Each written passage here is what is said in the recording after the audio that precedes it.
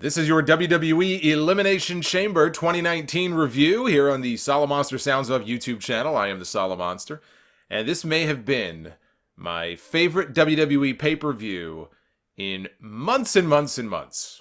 And I'm not even talking about the quality of the show. I'm talking about the fact that this pay-per-view ended before 10:30 p.m. I cannot tell you how happy I am about that. Coming off a show that went way long last month, we actually went way under this month. I'd like to see more pay-per-views end early like this one. It's great. But overall, I did think it was a thumbs-up show. This was a pay-per-view that, were it not for the gimmick, this show would have been an easy thumbs down.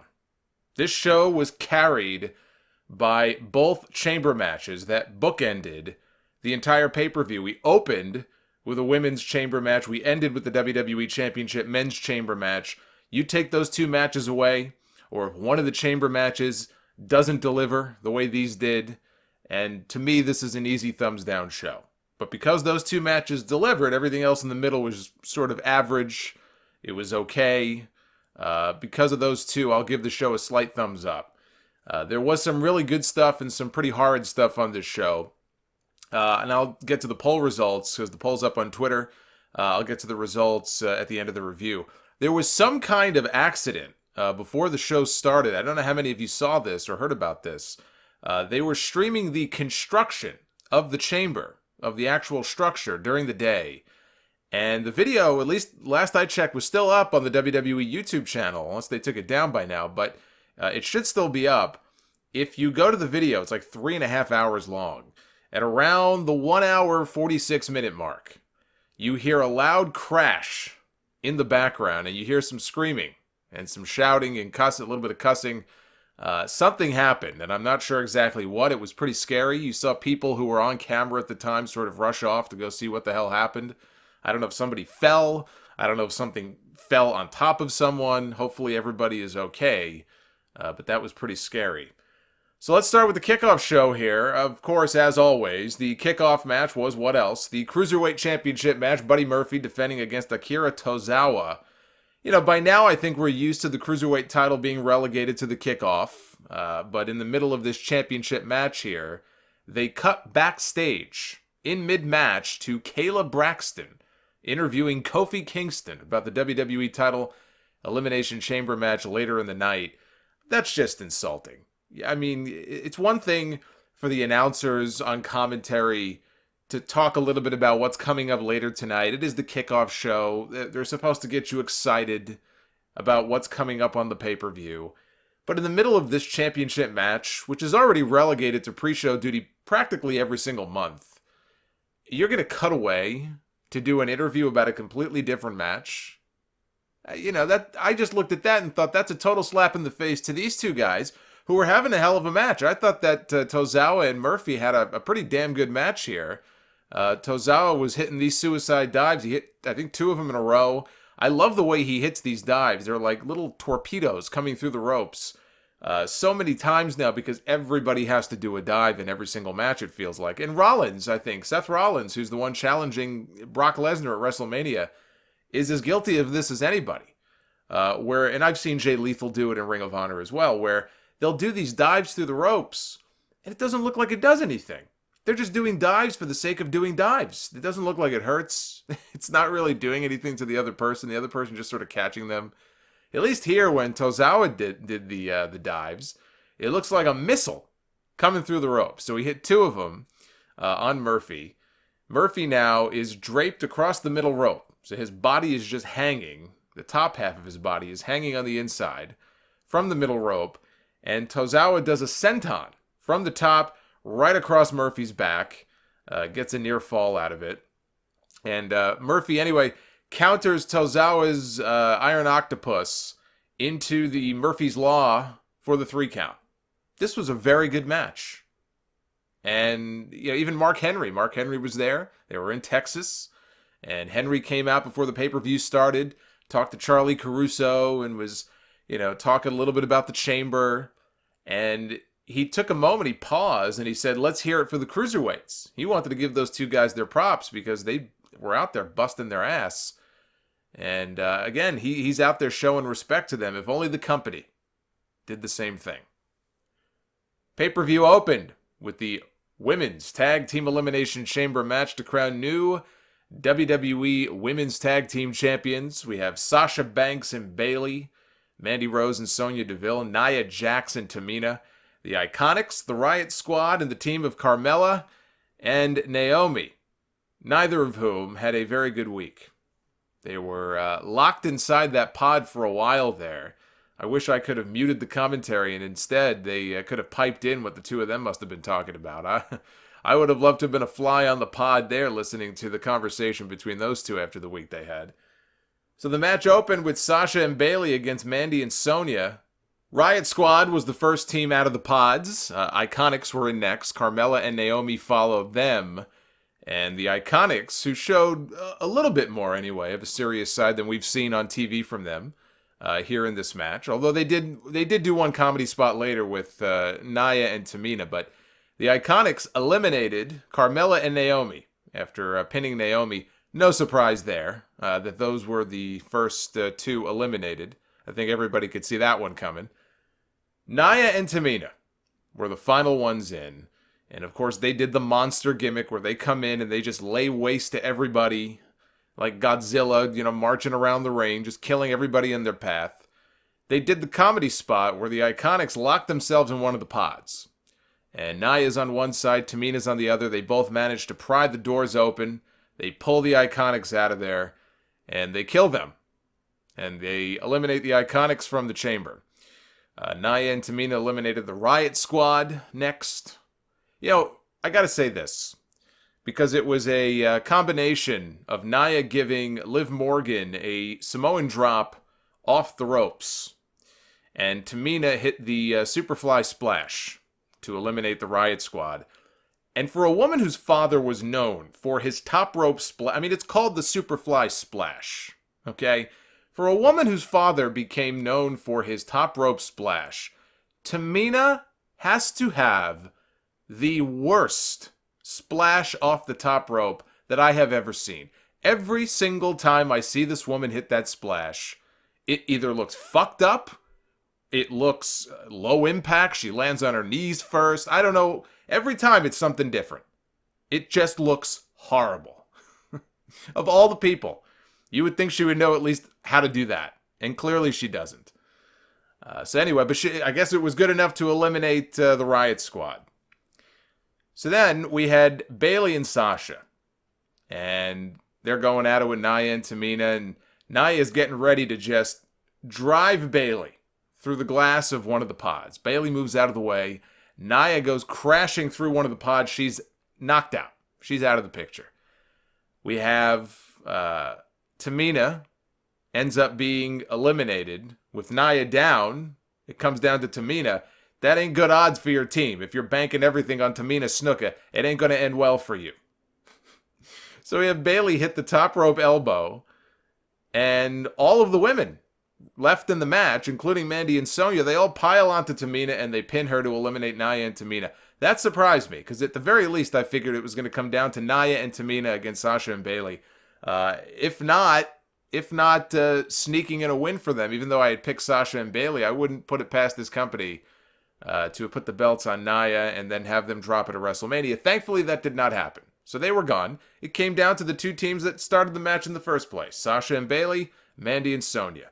There was a great near fall in here where Sasha hit the backstabber to Sonya Deville, which she kind of popped right back up, right into a belly to Bayley, but Mandy was there. She broke up the fall. Bayley got thrown into one of the beams, one of the metal beams, steel beams, whatever they are, that make up the pods, and so she was out. She's sitting on the ground. She's practically unconscious. Sasha comes over, she's checking on her. A bit of a change from the usual here. Usually it's Sasha. She's the one who's hurt. And Bayley is the one who has to go at it alone. The roles were reversed this time. Mandy, though, she shoved Sasha into one of the beams and rolled her inside, hit her angel wings finish. Very convincing near fall. They got me on this one. I thought that was it. But Sasha managed to kick out. Sonya accidentally spears her partner, and Sasha puts her in the bank statement. She couldn't use her injured shoulder, though, so she improvised. She used her leg to apply the hold and basically pull back on Sonya's neck for the tap out. And so Sasha Banks and Bayley are your new WWE Women's Tag Team Champions, the first in the lineage of these new titles. I didn't think the first half of this match was anything great. I really didn't. In the second half is where things really picked up. I enjoyed the second half of this match a lot more, especially after Nia and Tamina were gone. Then it was more enjoyable. I will say I was impressed by Mandy and Sonya. I thought they held their own. I thought they looked very good in this match, but this was the right outcome. This was maybe the predictable outcome, but this was the correct outcome. Sasha and Bayley have struggled through a year of shit to get to this point. These titles were created for them. May this be a sign of better things to come. Although if I were Bayley, I would be worried. All of Sasha's title reigns on the main roster so far, she's been a 4-time champion, I think, so far. All of them were very short. It's like this woman is allergic to gold. Hopefully she can hold on to these longer than a few weeks. But they tried to interview them when the match was over. They had Charlie in the ring, sticking a microphone in their face. They were speechless. They had nothing to say. Then Sasha finally said some stuff. This was a great moment, and like I said, a great finish to a match that I didn't think the first half was all that great, but it definitely picked up in the second half. We had The Miz and Shane McMahon defending the Smackdown Tag Team titles against the Usos. Before the match, Miz introduced his wife, Maurice, who made the announcement that they are expecting baby number 2. And the crowd chanted, "You still got it," at The Miz. Well, he's definitely got something. He's got some swimmers in there. I'll give him that. If I had a woman like Maurice, I'd have fun trying too, so good for him. Shane set up Jimmy Uso in the corner for the coast to coast. He managed to hit it. He tried to hit the coast to coast on the other Uso. I think it was Jay. I think Jay was the one who was able to get up in time and caught Shane with a super kick right in the face as he was coming in for the second coast to coast. Only got a near fall out of it. So fast forward a little bit here. Miz places Jay Uso on the announce table outside, calls for Shane to go up top. Shane is just sucking wind. He's huffing and puffing at this point. I didn't think he was going to clear the table. I thought we were in for a Mick Foley at WrestleMania 2000 moment where he was going to hit the edge or something. He looked gassed, and he had a long way to fly. But to his credit, he managed to fly just enough. He hit Jay and went right through the table. Miz ended up in the ring with Jimmy Uso. He hit the skull-crushing finale. Went for the pin, but Jimmy turned it into a crucifix pin, and they won the tag team titles. As expected. The best tag team in the company get their belts back, and this is the first crack in the armor between Shane and Miz that I have been saying for weeks now is going to clearly, it seems pretty obvious to me, going to lead to a singles match between them at WrestleMania. The only real question left is who's going heel. Is Miz going heel or is Shane going heel? Miz was very apologetic when the match was over. He helped Shane to the back. I'm watching this just thinking, man, George Mizanin is going to disown his son for this. He let his father down. He's having another kid, but who cares? He lost the tag team titles. Backstage later, Shane was being tended to. Miz is flipping out over the loss. He's blaming himself. Shane's trying to calm him down. He says, listen, go home. I'll see you on Tuesday. Just go home. It's got to be Miz going heel. Miz in doses is okay as a babyface. He's actually more popular right now as a babyface than I thought he would be. But he's not long-term. He's not a babyface. So if anyone's going heel here, it should be Miz. It should be Miz and his father. I still want his father involved in this somehow. I just think the guy's a character. We had Finn Balor challenging Bobby Lashley and Lio Rush. 2-on-1 handicap match for the Intercontinental Championship. The story here is that every single time Lio Rush would tag into this match, Finn Balor would be in firm control. But when Lashley would tag in, he was pretty much dominating Finn the entire time. So he's got Balor down. Lashley is getting ready for a spear. That's his finish. He's getting ready for a spear. Lio Rush, in his infinite wisdom, reaches in, tags himself in. Lashley's like, the hell are you doing? Says, I got this, don't worry. Goes for a frog splash, of course, he misses. And he sends Lashley and Lio Rush to the floor. and then hits a dive on them both. He connected with both of them. He was smart enough to pick up Leo, throw him into the ring, and he drop-kicked him into the corner. He hit the coup de grace off the top, and he won the Intercontinental Championship. This was a surprise to me. I did not see this coming. I did not think they were doing the title change here. When the match was over, Lashley, of course, he was just very upset about what had happened. And he made it seem like, all right, don't worry about it. It's all good. He helped Leo up to his feet, and then, of course, he turned on him, he slammed him down, and he walked off. So Balor, at this point in the show, made the third new champion that we had crowned, right? We had new tag team champions with the women. We have new SmackDown tag team champions with the men. And now a new Intercontinental champion. Again, I thought they were going to save it for WrestleMania, so this surprised me. Now, Lashley, the thing about Lashley and Lio Rush, I would hardly call them a hot act together. But I can safely say that Lashley is better off with Lio Rush than he is without him. So if this was the official breakup, and it sure seems like it was, because I know we saw Lashley back out there on his own later in the show, but this absolutely is a negative for Lashley. This hurts him. I mean, think about this. The guy traded fucking Lio Rush for Baron Corbin. You're going to tell me that he traded up? This is a bad move for him. We have Ronda Rousey defending the Raw Women's Championship against Ruby Riot. Charlotte Flair was ringside for the match, observing. Rousey came out. She was cosplaying as Sonya Blade. The good news is that she was wearing long pants for the first time, which means she wasn't constantly pulling down on her shorts the entire match. I actually thought she looked great. I wouldn't mind it if she adopted that as her regular gear. I thought she looked great. She looked like actually she looked like a member of the Shield with what she was wearing out there. So this was a quick squash. Again, a surprise. No surprise that Ruby was going to lose.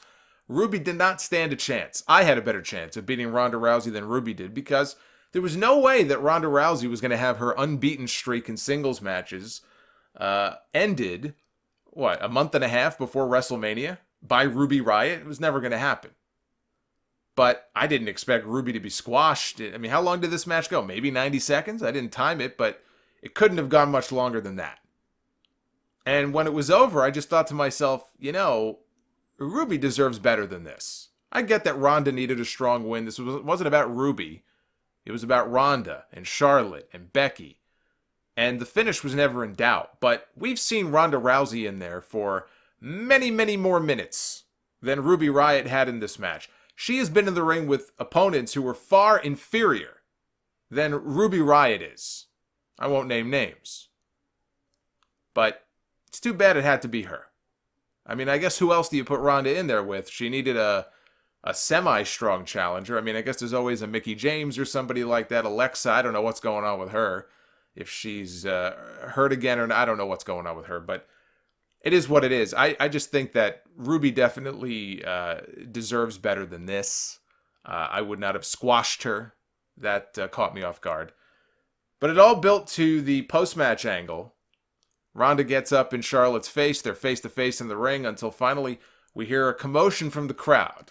Camera cuts away and we see Becky Lynch on crutches coming through the crowd. Yes, the suspended, newly suspended, by the way, 2-time suspended Becky Lynch coming through the crowd on crutches. This is after she was attacked at they shot an angle at the live event the other night in Louisiana where Becky interfered in Charlotte's match against Asuka, and Charlotte went after her knee and she injured Becky's leg even more. Becky comes out. She ends up absolutely destroying both of these women with those crutches. Charlotte's arm was all cut up and bleeding a little bit. Ronda grabbed one of the crutches away. Now we're going to have a crutch off. She has a crutch. Becky has a crutch. Becky's like, hey, go ahead. Hit Charlotte with it. Let's all gang up on Charlotte. Go ahead. And Ronda goes ahead and she looks like she's about ready to tee off on Charlotte. But she turned her back on Becky. Becky takes her crutch and hits Ronda across the back with it and proceeds to do a number on her. She hits her in the head, she hits her in the back, the leg, the arm. She's just waylaying this woman with this crutch. She hit her right in the head and she busted her open. I think it was just on the side. Ronda put pictures up online when the pay-per-view was over. The side of her face and her head was all bruised up.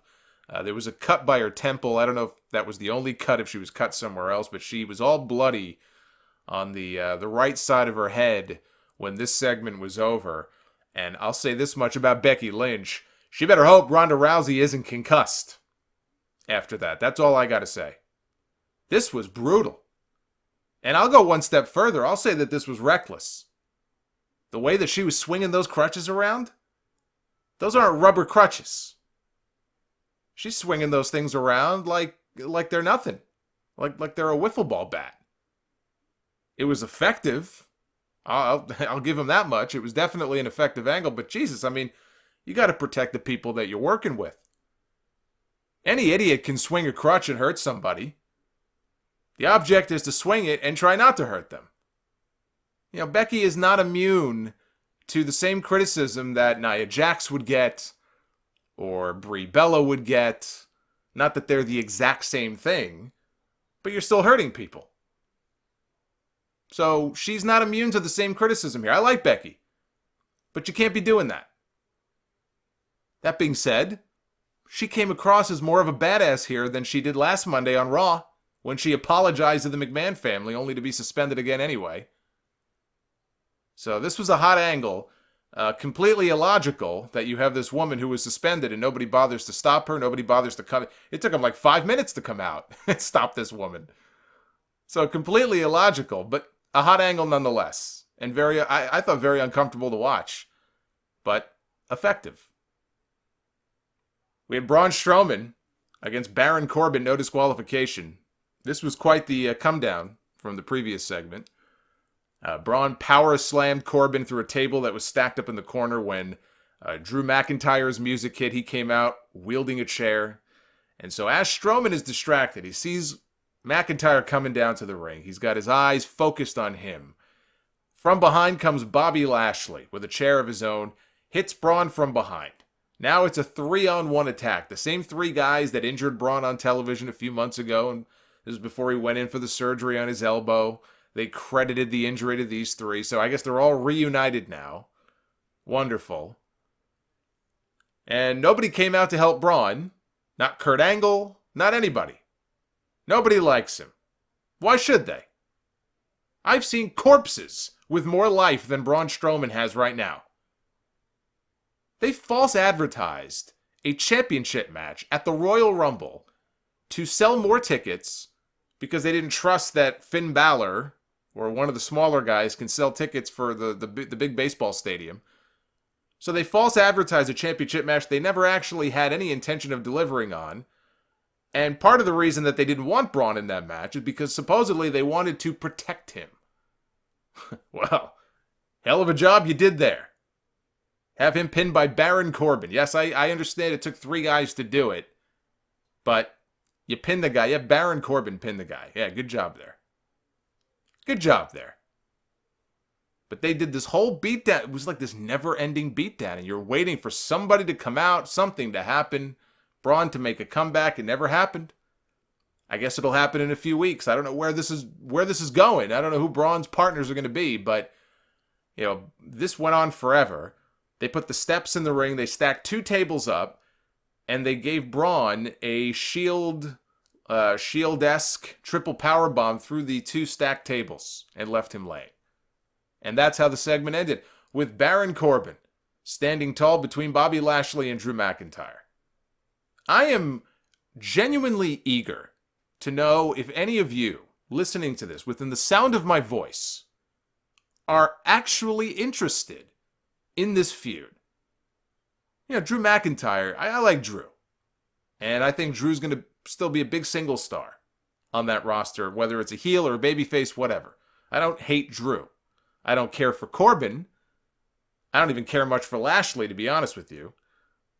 At least I like Drew. But forget that for a second. I want to know, are you genuinely interested in this program? Maybe you are. Maybe these people do exist.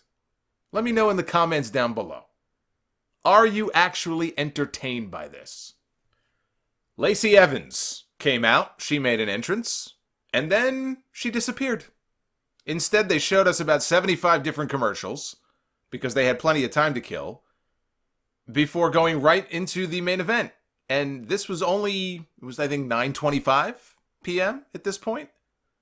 I have absolutely no idea what the point of Lacey coming out even was. But at this point, I looked at the time and I realized that this pay-per-view might be going off the air early.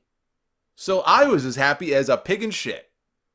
So, hey, I had a big fat smile on my face, especially coming off that never-ending Royal Rumble show last month. I said, this is going to be great.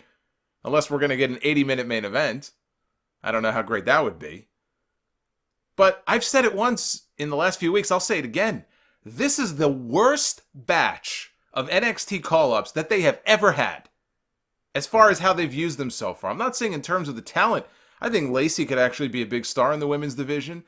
EC3 could be a star. I'm a big fan of Otis and Heavy Machinery.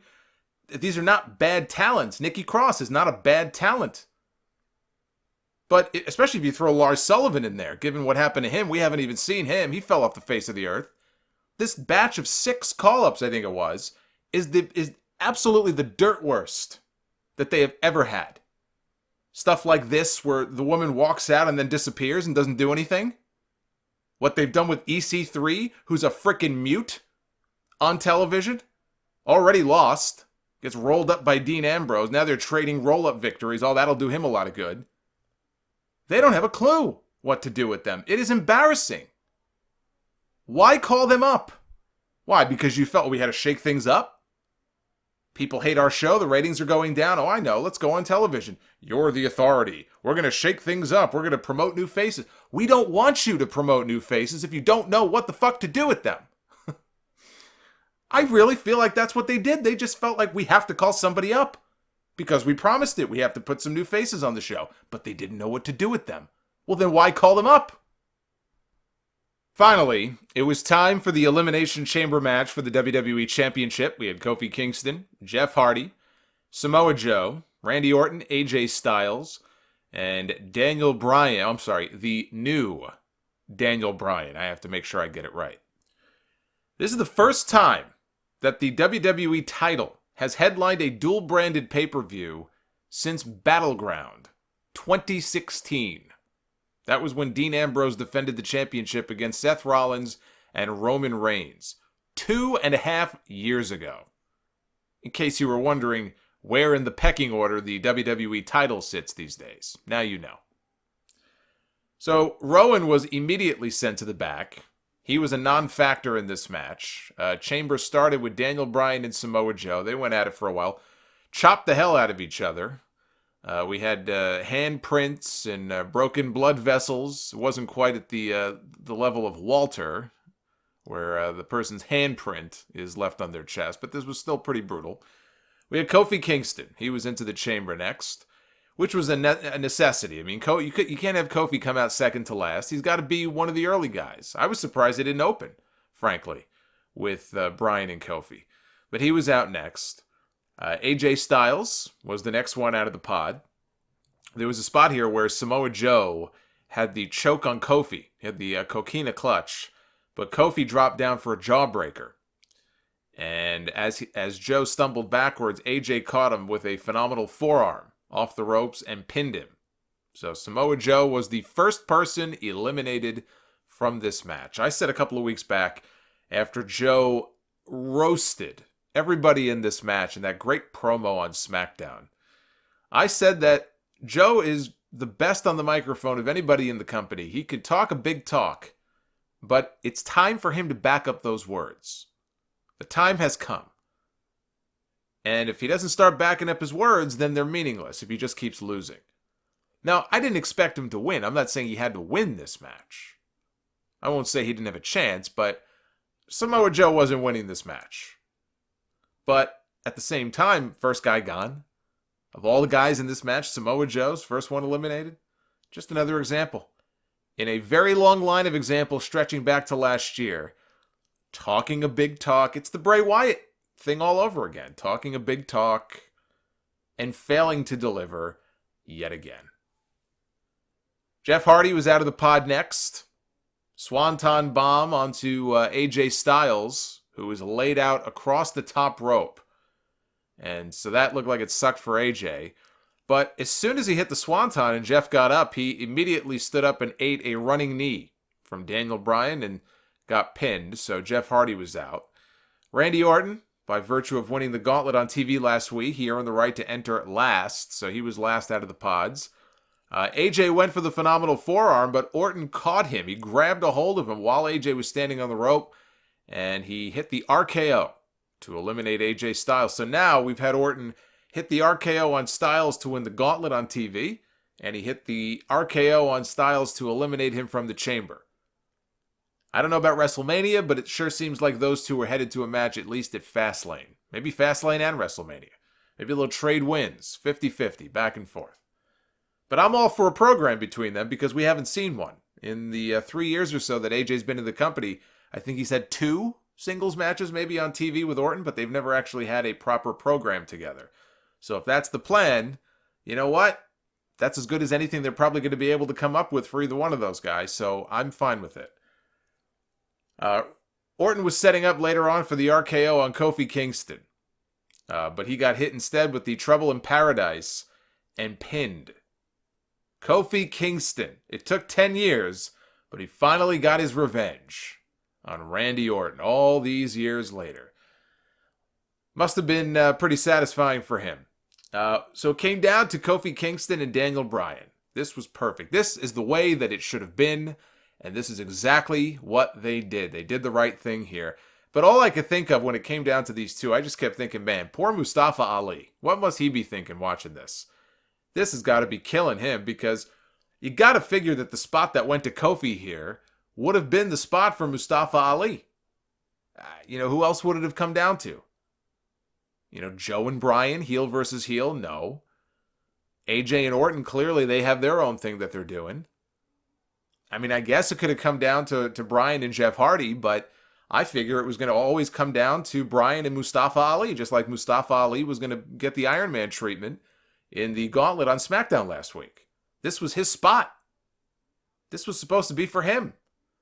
But he got hurt. So it went to Kofi instead. That's got to be a bitter pill for him to swallow. He may never have another chance like this again. But what they did here with these two was masterful. Bryan hit the running knee on Kofi, turned him inside out. Kofi kicked out at 2. Great near fall. Place was going nuts for Kofi. These people in Houston badly wanted Kofi Kingston to win that WWE Championship. They were behind him, in support of him, 110% all the way. And Bryan is getting frustrated. He goes to, he grabs Kofi by the arms. He's stomping him on the face. Goes for the cover, and again, Kofi kicks out at 2. So Bryan sets up for another running knee. But this time, Kofi hits the Trouble in Paradise, and people went crazy. They were just yelling for him to go ahead and cover Bryan. They thought this was the finish. They bought into it. And I even almost bought into it as the finish myself. But Bryan was able to get out of it. He ended up locking in the label lock or some variation of it. He didn't quite get it on 100%. Kofi makes the ropes. Not sure why there's a rope break in a no disqualification chamber match, but it is what it is. So Bryan climbs up on top of one of the pods. He's trying to get away. Kofi follows suit. They're bashing each other's heads. They're slamming each other's heads into the glass. And Bryan goes to climb down. Kofi kicks him in the face, knocks Bryan off the ropes. Bryan's laid down, sprawled out on the mat. This is it. This is Kofi's big moment. What's he going to do? He goes for a splash off the pod. Bryan rolls out of the way, and there's no water in the pool for Kofi Kingston. He goes splat. And Bryan connects again with the running knee. Again, he turns Kofi inside out with it. And that's all she wrote. Daniel Bryan gets the pin. He retains the championship. And he's going to WrestleMania. An excellent chamber match, I thought. Outstanding final 5 to 10 minutes or so between Kofi Kingston and Daniel Bryan. I could watch these guys all day long. And pretty much exactly as, I called it on the podcast. They gave us the Santino finish from that 2012 Chamber pay-per-view 7 years ago. And it was executed beautifully. Those people badly wanted Kofi to win that title. In the end, the heel eked out the victory. Bryan broke everyone's heart. Bryan was not dropping that championship before WrestleMania. And I said it before, I'll say it again. If they have not given Kofi the ball in 11 years on the main roster. They're not going to start now. I mean, Mark Henry was there tonight. Came out and did a promo. They were promoting this Mark Henry documentary that was airing after the pay-per-view, which I'm eager to go back and watch. He's the exception, not the rule. Henry was there forever. I mean, he was there for years, and he got hurt a whole bunch of times. I don't think anybody ever thought that Mark Henry was going to have a run as a world champion, but they had the brand split. They had 2 titles. There was no reason not to when he got hot with that Hall of Pain gimmick. Randy Orton put him over. And in 2011, for the first time, Mark Henry became World Heavyweight Champion. And he had been with the company since 1996. So he was with the company even longer than Kofi has been with WWE.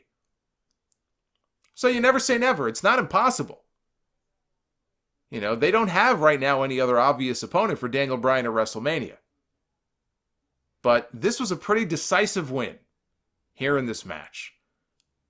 I think there's a better chance of Mustafa Ali getting the shot instead, given that he was the one who got taken out of this match. Bryan didn't beat him. Maybe he gets it at Fastlane and not WrestleMania. Maybe he's a placeholder. But WWE has gotten our hopes up before with people that we like, people that we support, people that we think deserve an opportunity, and they've let us down plenty of times before. I don't know why people expect that, you know, because Kofi has all of this fan support and he's so well liked and he's, you know, a veteran all these years in the company, that all of a sudden things are going to be different. Kevin Owens is more likely to get the shot than Kofi Kingston is at WrestleMania. I just don't see it happening. But for one night, Kofi got to have his moment. He got to headline a pay-per-view. This was the biggest match of his life. He had people on the edge of their seat. But in the end, he fell just short. He lucked into a spot that was not meant for him. But he took that spot. I thought he knocked it out of the park. He had a whole people giving this guy a standing ovation when that show was over. He delivered in a big spot. But it was one that simply was not meant for him. That's just the way that it is.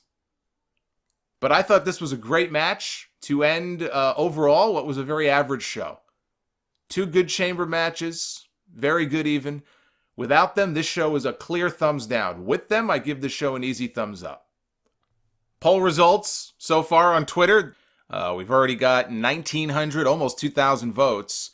83% thumbs up, 17% thumbs down. So you guys clearly like this show overall. Like I said, I mean, with these 2 chamber matches, they carried the show. It's an easy thumbs up with those 2 chamber matches. You take them away or you have 1 bad chamber and 1 good one, this is not a thumbs up show. This was a very average, you know what a good word for it is? Pedestrian. This was a very pedestrian show in the absence of those 2 chamber matches. So it's called the Elimination Chamber pay-per-view, and the gimmick delivered. And the next pay-per-view now coming up in a few weeks is Fastlane, a completely useless show. And so that's coming up in a few weeks. You can check out the full episodes of the Sound Off podcast, Solomonster Sounds Off, of course. Every Sunday, new episodes drop on iTunes, Stitcher, Spotify. Pretty much wherever you hear major podcasts, you can hear the full show. Of course, all the clips go up during the week on YouTube. And so if you are not already subbed to this channel, please do so. And leave a comment down below. Hit the thumbs up on this video. I would appreciate it. Shout out to Salrex for the awesome art here on this video. He delivers big time every single month, so shout out to him. I will be back with more content very soon. So until next time, be well, stay safe, have yourselves a good President's Day holiday, and I will see you back here on YouTube again for more content very soon. Take care, guys.